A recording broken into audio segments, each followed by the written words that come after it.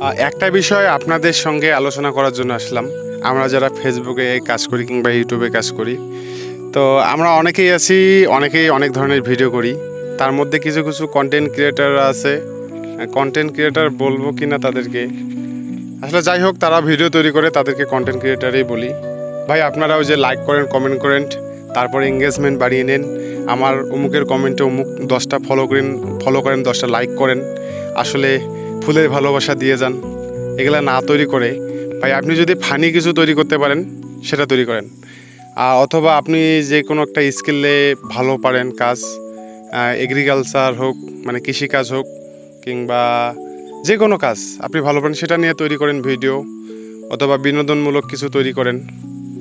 তাহলে দেখবেন যে আপনার ভিডিওগুলো মানুষ দেখবে বেশি। মানুষকে জোর করে বলবেন যে আমার এখানে 2টা লাইক করেন, 2টা কমেন্ট করেন, আপনার পরিবারে যা যুক্ত হব, আপনার পরিবারে গিয়ে লাইক করব। আসলে ওইগুলোর থেকে ভালো হবে যে আপনি ভালো ভালো ভিডিও তৈরি করুন। আমিও ওগুলো তৈরি করার চেষ্টা করতেছি, কিন্তু সময় পাচ্ছি না। আপনারা সবাই আশা করি ভালো ভালো ভিডিও তৈরি করবেন, এই প্রত্যাশা রাখতেছি।